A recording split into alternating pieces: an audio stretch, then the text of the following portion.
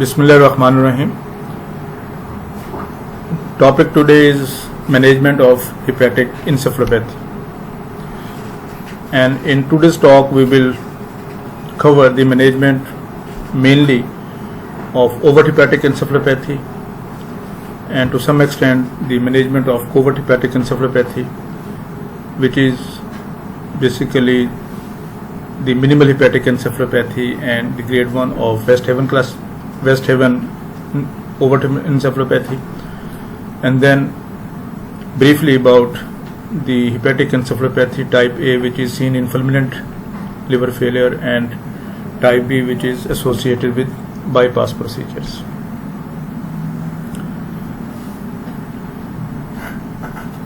The different aspects regarding management of a patient with overt hepatic encephalopathy, they include, first of all, to exclude the other possible causes of altered mental state and encephalopathy, then identification of the precipitating factors, and in the same time you start with the empirical treatment and then you wait for the outcome in the next 48 to 72 hours.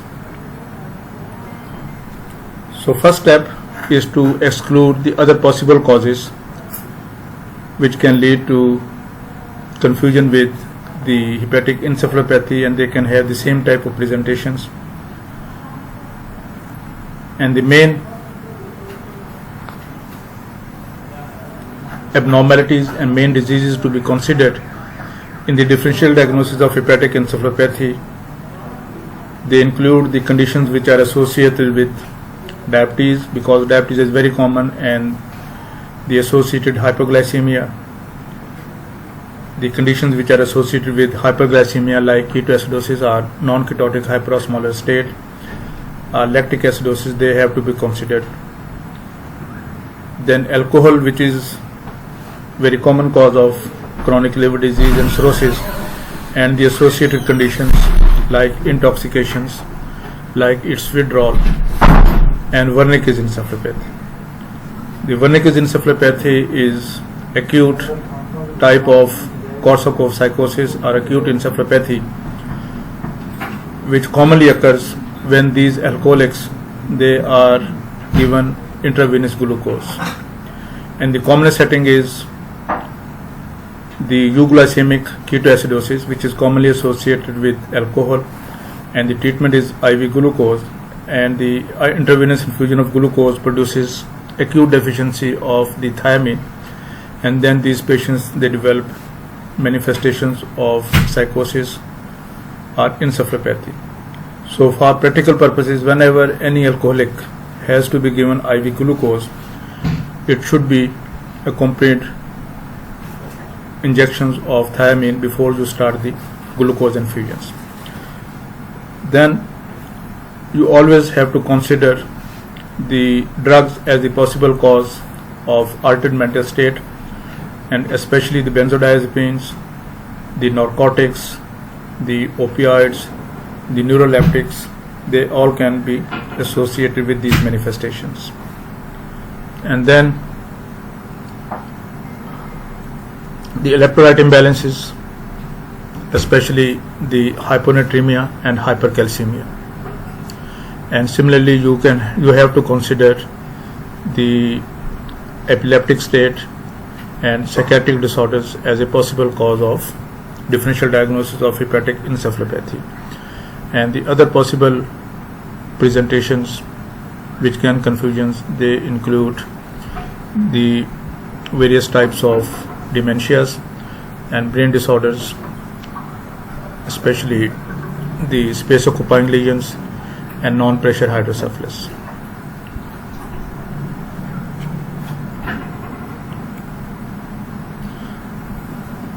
So after you have excluded the other possible causes in the differential diagnosis of hepatic encephalopathy, mainly drugs, infections, and electrolyte imbalance, the second important step is the identification of the precipitating factors, because 80 to 90% of the patients, they can be treated with just identification and correction of these precipitating factors. And then you start the empirical treatment, and the first line drugs, they are the non-absorbable disaccharides lactulose alone or in combination with rifaximin.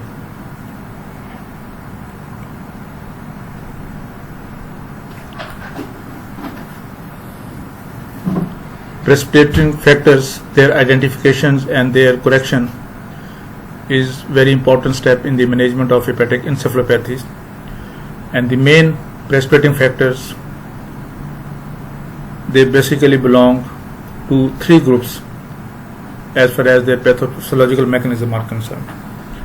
Those factors which will increase the ammonia production in the gut by increasing the nitrogen load. And these factors, they include the upper GI bleeding, high protein intake, infections, and the uremic states. Because all these conditions, they are associated with increased ammonia productions and other putative toxins, and ammonia is the main factor which is responsible for the manifestations of hepatic encephalopathy. Then those factors which will interfere with the handling of ammonia at the level of liver. So hypovolemia, dehydrations, and the use of hepatotoxic drugs. And then those factors which will increase the abnormal neurotransmissions in the brain, like the electrolyte imbalances, hypokalemia or alkalosis, and use of those sedatives, tranquilizers, antidepressants, and narcotics. So this list mainly is for the common precipitating factors in the descending order of frequency, both for the episodic type of the hepatic encephalopathy and for the recurrent types.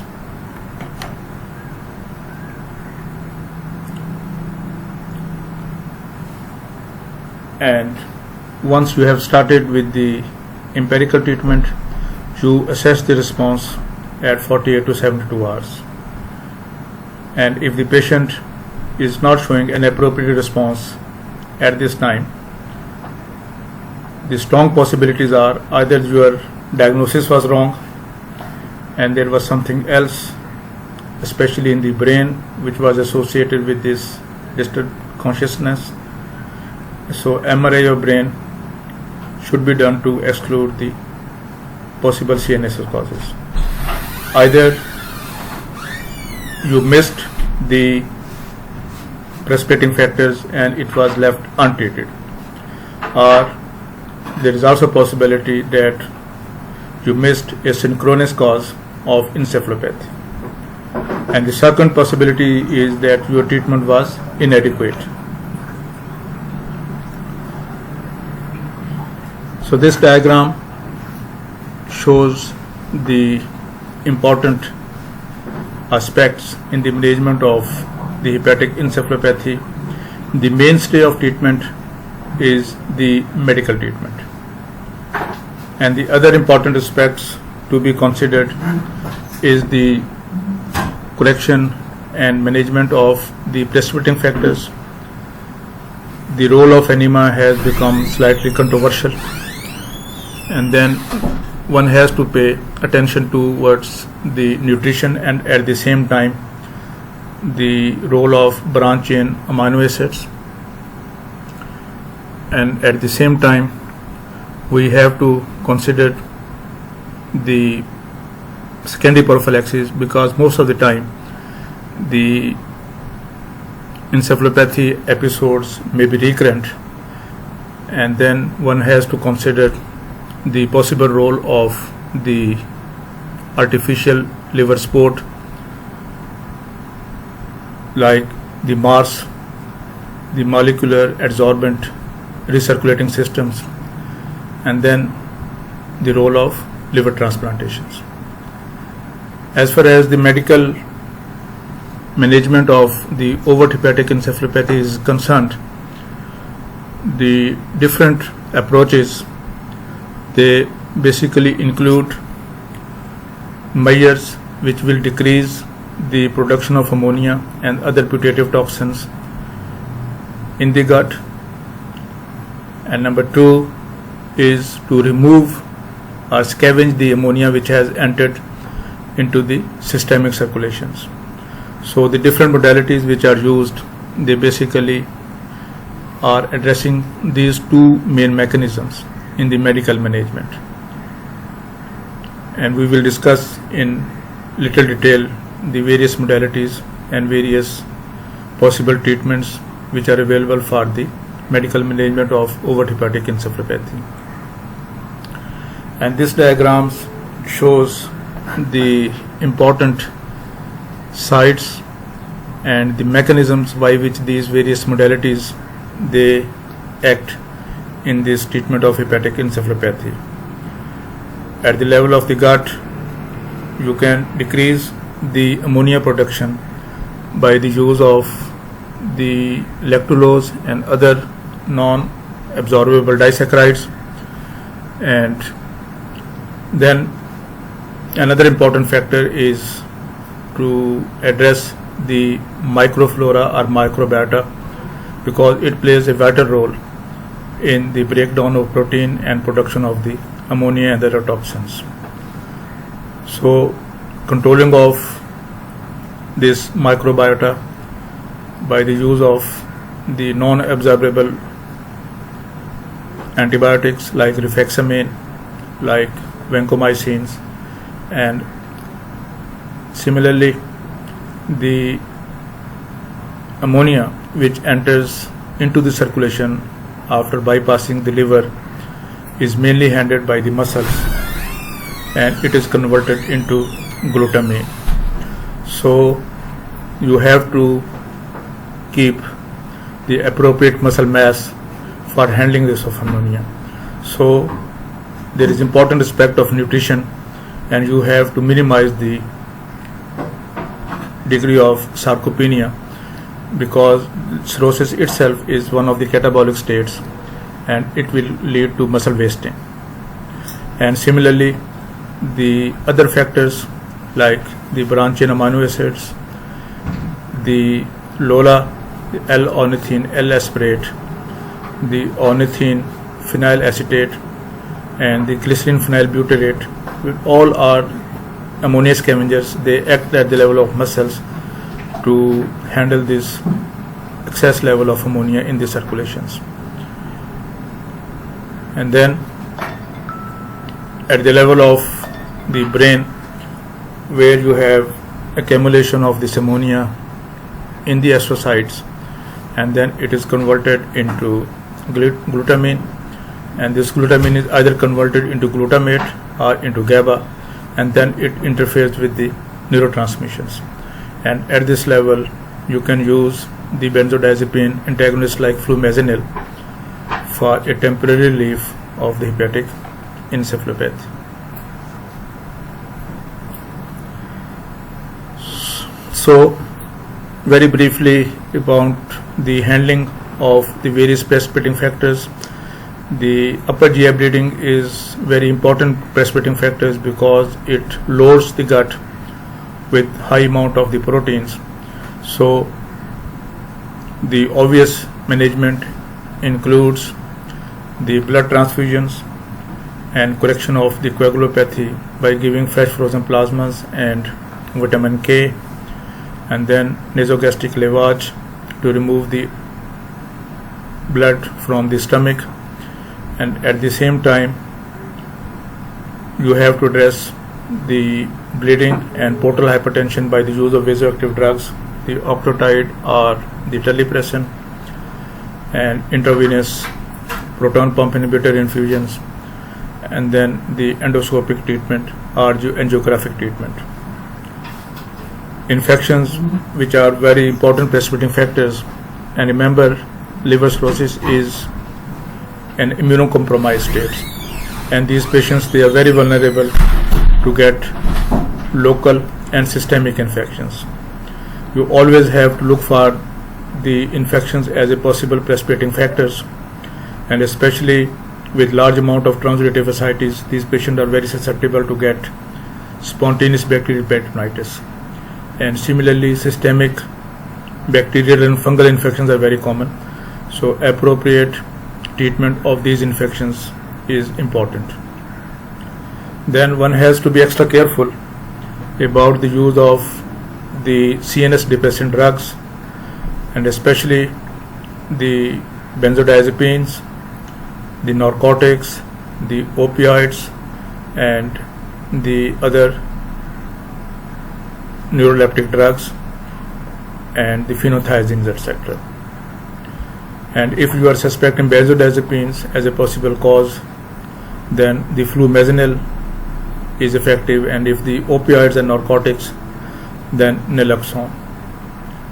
Sometimes these patients, they are very irritable, and if one has to sedate them, then the benzodiazepine, again, they are safe, and only 3 benzodiazepines they are recommended to be used in these patients: oxazepam, lorazepam, and temazepam, because these 3 benzodiazepines, they are metabolized in the liver by the process of conjugations, and the other are metabolized by the oxidation. The electrolyte abnormalities, especially with the use of the large doses of the diuretics, is important, especially hyponatremia and hypokalemia. So one has to discontinue the diuretics whenever these patients, they go into hepatic encephalopathy, and similarly one can use serial paracentesis for removal of ascites if it is needed. Constipation is one important factor, because this will increase the contact time of the protein with the intestinal bacteria. So now bacteria has got more time to cause breakdown of these proteins. So one has to address the constipations, and mainly we use laxatives and enemas. And renal failure, the uremic encephalopathy and the hepatic encephalopathy, they can coexist in the same patients. And sometimes advanced liver failure itself can lead to the periodontal syndrome and renal failure. So one has to take the appropriate measures to address renal failure associated with the liver cirrhosis and contributing towards hepatic encephalopathy. The enemas, they used to be a very common and very useful management tool before the availability of other effective remedies, but there are certain limitations when you are using enemas, because they are difficult to use for the nursing staff. They also have variable efficacy because of variation in the indwelling and the variability in the drug exposure time. And then one has to pay special attention towards the position of the patients, because the enema should be done by placing the patient in Trendelenburg left lateral positions, then right decubitus positions, and then a position in which the upper part of the body is elevated. And so this is the technical problem with the administration of enema, and it makes the enema administration a difficult problem. But at the same time you have advantages, because it is safe and effective method, especially when the patient is unconscious and drowsy, and this is not associated with the risk of aspiration, because oral administration in a patient who is drowsy, confused, and unconscious is always associated with high risk of aspiration pneumonias. And in addition to simple sour water enemas, the lactulose can also be given rectally in the form of enema, when 300 cc of the lactulose is mixed with 700 cc of the saline to make one administration of the lactulose in the form of enemas. The nutrition has to be given special attention, and the traditional old concept was, because protein is mainly responsible for production of ammonia in the gut, so it was recommended that there should be protein restrictions, and that will decrease the nitrogenous load in the gut. But now we have the new insights into the nutrition of the patient with cirrhosis, and the recommendation is that there is no need to go for strict protein restriction in these patients with cirrhosis. Rather, they should be getting adequate amount of the proteins, 1.2 to 1.5 gram per kilogram daily, and especially the dairy proteins and vegetable proteins, they should be recommended.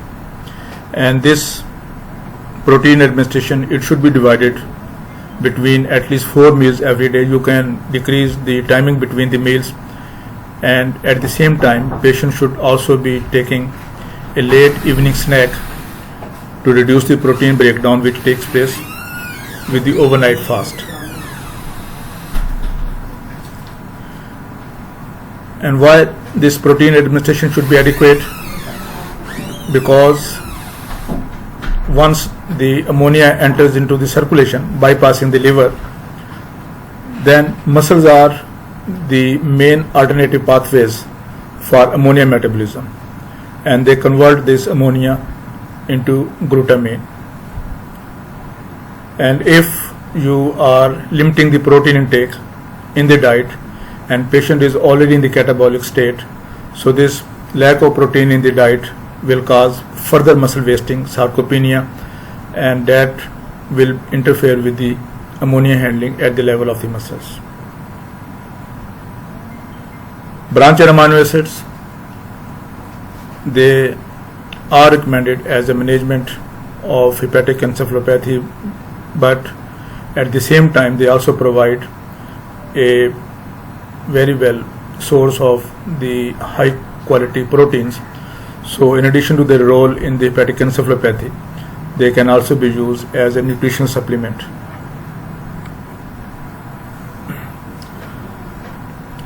The branch chain amino acids, and there are 3 branch chain amino acids because they have aliphatic chain with a branch, and they are valine, leucine, and isoleucine. And in patient, and these are essential amino acids. Body cannot synthesize these amino acids, and they have to be taken in the diet. And in the patients with advanced liver cirrhosis, the level of these branch chain amino acid is decreased, and at the same time the level of aromatic amino acid is increased. And this disturbance in the ratio between the branch chain amino acids and between the aromatic amino acids is known as Fisher's ratio, and this plays important role in the pathogenesis because these branch chain amino acids, they are the source of the formation of glutamate, and this glutamate then handles the ammonia by converting into glutamine in the muscle. So once these branch chain amino acids, they are deficient, so handling of the ammonia at the level of the muscles is also become not so very effective.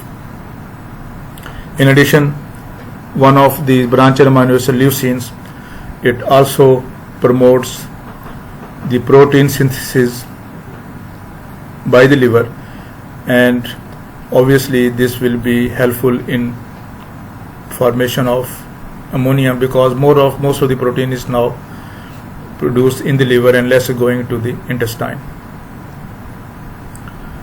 So most of the recent studies and meta-analysis, they document that these branch chain amino acids, they can augment the rapid recovery from hepatic encephalopathy, but they have no effect on the overall long-term survival.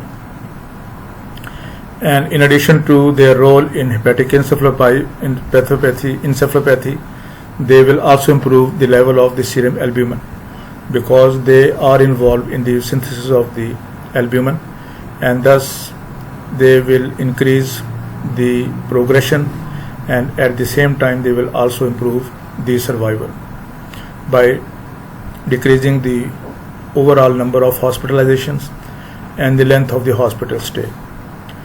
And the dose is 0.25 gram per kilogram body weight. And remember, only the IV preparations of these branch chain amino acids, they are not effective. Only the oral preparation is effective. So the studies, they only favor the oral administration of these branch chain amino acids, but the main disadvantage is their price. They are quite expensive and they are also not freely available. The mainstay of treatment is the use of non-absorbable disaccharides, and these are the first line drugs, and only two preparations are available commercially, the lactulose and lactulol. The lactulose is always available in the prepared form, in the form of syrup. The lactulol is available as powder, and you can prepare at time of the therapy. And interestingly, in those patients who are having deficiency of the enzyme lactase, then the milk sugar lactose can also be used, and it behaves in the same way as lactulose and lactulol, then because then it also becomes the non-absorbable disaccharide. How these drugs, they exert their effect in the hepatic encephalopathy? Because they are non-absorbable, so they pass as such through the gut, and because they are osmotically active, so they exert an osmotic laxative effect, and this will relieve the constipations, and this will also help in the elimination of ammonia and less production of ammonia. And once they reach the distal small intestine and in the early part of the colon, then they are broken down by the intestinal bacteria, and the product of this breakdown is the acetic acid and lactic acids, and these are short chain fatty acids. The short chain fatty acids are those fatty acids where the number of carbon atom is less than 6. And the presence of these acetic acid and lactic acid in this part of the gut will produce an acidic environment by decreasing the pH. And what are the advantages of this acidic pH? Number one, most of the prokaryotic organisms, they can't survive in the acidic pH, so they are replaced by the saccharolytic organisms. And obviously by this change in the microbiota and decrease in the number of the prokaryotic bacteria, the protein breakdown and the production of ammonia will be minimized. With the presence of the acidic pH, the ammonia which is produced, now it is combined with the H ions which are available, and then it is converted into NH4 ammonium, and this ammonium is not absorbed so adequately, and then it is excreted in the feces, and in this way the nitrogen is mainly excreted in the stools. The acidic pH, it also helps the incorporation of nitrogen into the microorganism, so free nitrogen is not available for production of ammonia. So by these different mechanisms, these non-absorbable disaccharides, they are very helpful in the management of hepatic encephalopathy. They are the drugs of the first choice, and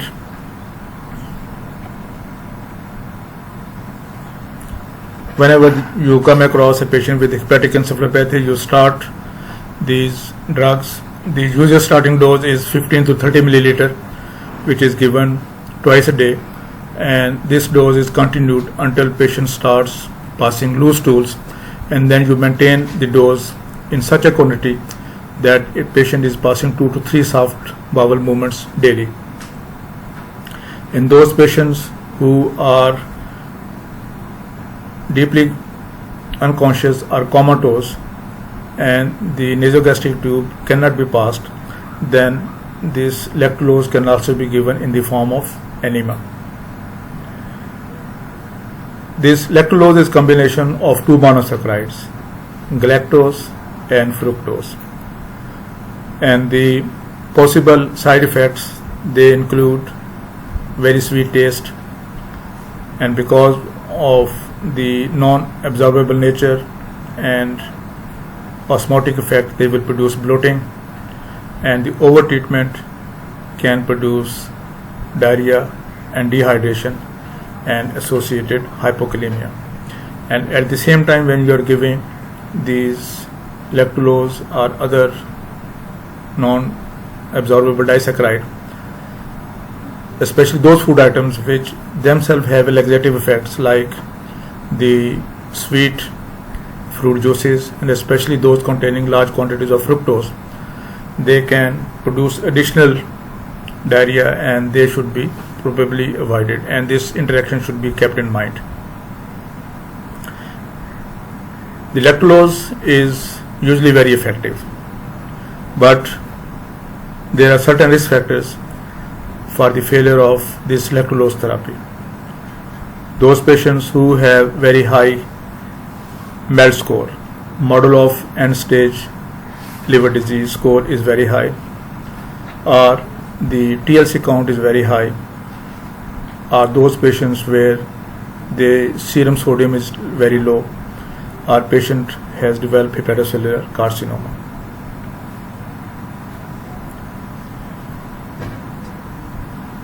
Because the intestinal microflora and microbiota, they play a very significant role in the overall pathogenesis. So alteration of this microflora to reduce the number of the proteolytic organism is very important aspect of the management of hepatic encephalopathy. And number of antibiotics, especially those with local effects, they have been used and studied. And they include the neomycin, which was the first antibiotic that was used. It is one of the aminoglycosides, but it has got very limited systemic absorption, and it mainly acts on the intestinal enzyme glutaminase, and this glutaminase is responsible for conversion of the ammonia for the production of glutamine, and in this way it reduces the ammonia production. And the usual dose is 3 to 4 grams daily, although the absorption is very limited, but prolonged use can be associated with ototoxicity and with nephrotoxicity, which are the common side effects with the aminoglycosides. The metronidazole mainly effective against the gram-negative anaerobes, and these gram-negative anaerobes, they mainly produce urease, and this urease then separates the urea to produce ammonia. So by controlling the number of these gram-negative anaerobes, the metronidazole is also very effective and very cheap drug to be used, but the long-term use can produce resistance and is associated with peripheral neuropathy. Similarly, there is limited data with the use of the vancomycin and pramamycins, but the main problem with these drugs is the drug resistance. And latest addition to this group of the antibiotics is rifaximin, which is a minimally absorbed drug, and this has got very low systemic absorptions, and also it has got a very high barrier to the resistance. It is a broad spectrum antibiotics and is effective against both gram positive and gram negative organisms, and both aerobes and anaerobes. And in this way, the administration of rifaximin produces a significant change in the intestinal gut flora, and this is very helpful in the production, in minimizing the ammonia productions. The different studies and meta-analysis, they have shown that it is either equal or maybe superior to lactulose, but with less abdominal pain. it is equal to neomycin as far as the efficacy is concerned, but it has got relatively few side effects. And most of the studies, they recommend that rifaximin should be used in combination with lactulose and is not very effective as monotherapy. And the usual dose is 550 milligram given twice daily. The second way to address the management of hepatic encephalopathy is by handling the ammonia which has entered into the circulations and to decrease its levels. And various drugs which are used for this purpose, they are known as ammonia scavengers, and they include the combination of two amino acids, L-ornithine and L-aspartate, then sodium benzoate, then sodium phenyl butyrate, glycerol phenyl butyrate, and L-ornithine with phenyl acetate, LOPA.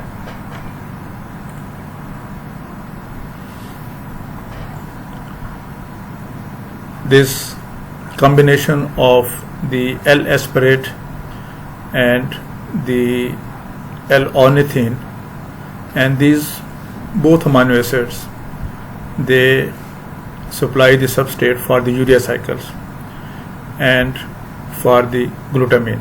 In the liver, ammonia is mainly handled by the urea cycle and converted into the urea. The other tissues, they don't contain the full urea cycles, and in those tissues, especially in the muscles and brain, the handling of this ammonia is by its conversion into glutamine. And both L-ornithine and L-aspartate, they are helpful in handling the ammonia, either to convert it into urea or its conversion into the glutamine. And in this way, it will increase the urea productions by handling the ammonia on mainly this urea cycle is in the peripheral hepatocytes, and in the liver this will help in conversion into glutamine. It is promising drugs, but most of the studies, they only favor that when it is given in the IV form, only then it is effective. There is no role of the oral LOLA preparations during the management of hepatic encephalopathy, and this oral treatment needs more evaluation. Another ammonia scavenger is the combination of L-ornithine with phenyl acetate. Its action is similar to LOLA, and it again supplies the urea cycle with the deficient enzymes, especially the ornithine, and the phenyl acetate in combination with the glutamine converts this glutamine into phenyl acetyl glutamine, and when is then easily excreted, and in this way we handle the ammonia effectively. Another modality which has been tried in the management is the use of this polyethylene glycol.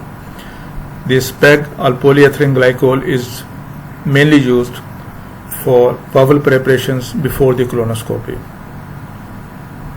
And the idea behind using this PEG in the management of encephalopathy is the rapid clearance of the gut content and the gut bacteria, and in this way to decrease the production of ammonia. And we have to give a large volume, and one single dose consists of 4 liters of the polyethylene glycol. And the clinical trials, they have shown that it is very effective and efficacious compared to lactulose, and its association was associated with less hospital stay, but it has less ammonia lowering effect as compared to the lactulose, and probably the associated dehydration may be contributing, but at the same time there was no significant change in the serum sodium, creatinine or blood urea nitrogen, and after treatment with both PEG or with the lactulose. And the data is promising, and perhaps more studies will be available in the next future to establish the role of PEG in the treatment of hepatic encephalopathy. The zinc is one of the experimental drug, and the urea cycle, which is handling the ammonia at the level of the liver, consists of 5 enzymes, and one of the enzymes involved in this urea cycle is a zinc enzyme, and there is number of reasons for the deficiency of zinc in the cirrhotic patients. So zinc deficiency then interfere with the functioning of the urea cycle, and this is then contributing toward handling of the ammonia. So zinc replacement is one way to make up this deficiency, but overall the role in the management of hepatic encephalopathy is not very well established, and further studies will be helpful to establish this role. The role of probiotics. The probiotics are actually the live microbiological dietary supplements, and they will alter the intestinal flora, and they will shift the balance towards favorable mycobacteria.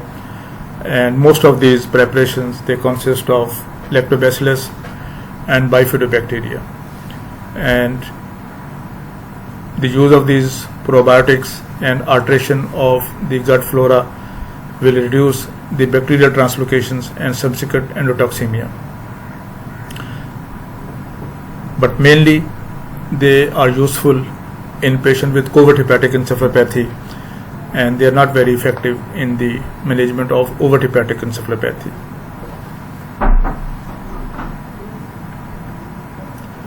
Then combination therapy, and most of the trials they recommend that combination of lactulose with the rifaximin is definitely better as compared to the monotherapy, and most of the guidelines now they recommend the combination of these two first line drugs.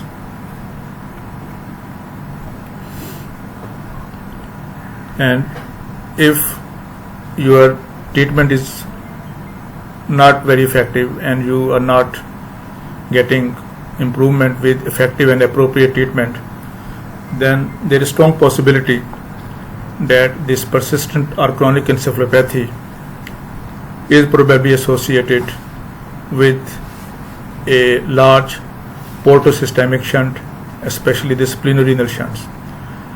And the large shunting of the blood through the shunt probably is responsible for this resistant type of encephalopathy, and in these circumstances we consider the embolization of this shunt by the angiographic using the special coils.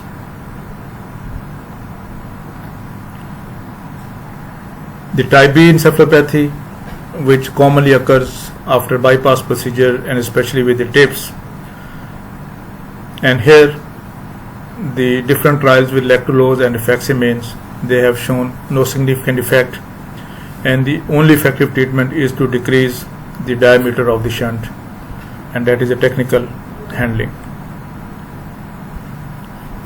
And then comes this aspect of prophylaxis. There is no primary prophylaxis.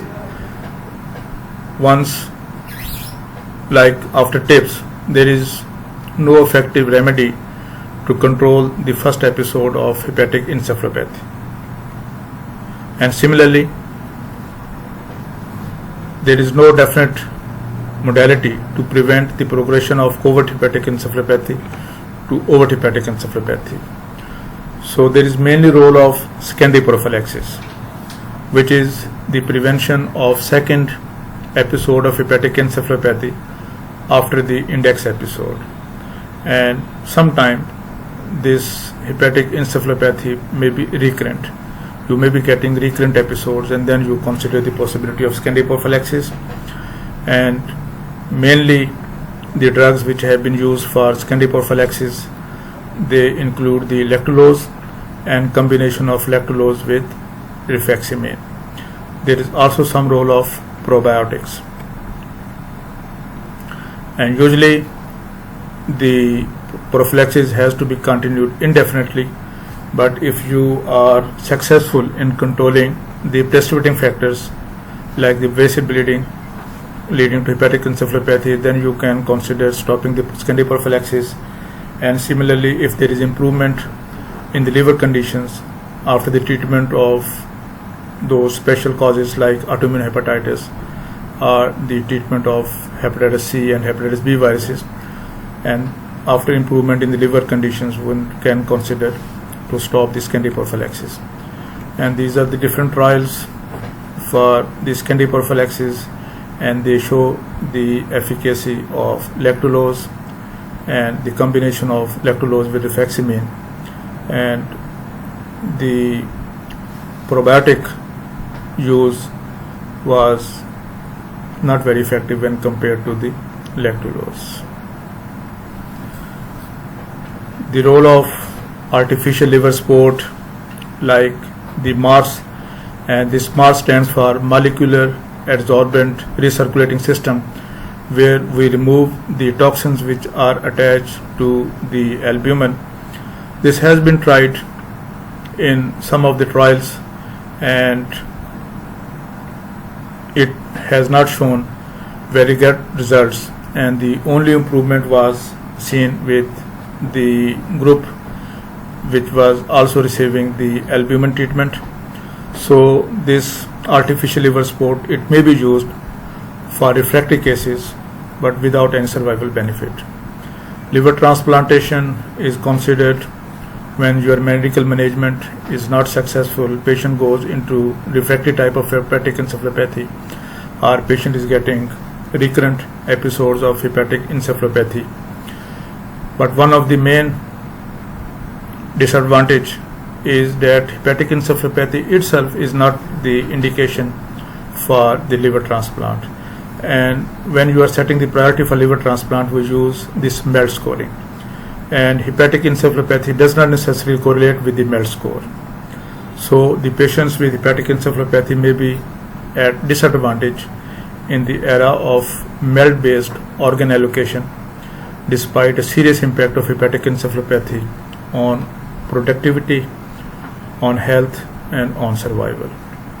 Flumazenil, which is one of the benzodiazepine antagonist, it is not very frequently used, and it is given intravenously, and it only shows a transient improvement lasting for a few minutes. And this use of flumazenil, it may be important in marginal situations to avoid the assisted ventilations, and similarly the flumazenil administrations may be helpful in difficult differential diagnosis, like situations by confirming the reversibility when standard therapy unexpectedly fails, or when benzodiazepine toxicity is suspected. So the treatment of covert hepatic encephalopathy is not very well established, and the trials, they show there is some improvement by lactulose with rifaximin or combinations, and the probiotics have been tried, but the results are not very encouraging. And this is the algorithm for management of patient with hepatic encephalopathy. Busy slide, and whenever the patient presents with altered mental state, how to approach and how to start treatment is shown in this table. And thank you very much for your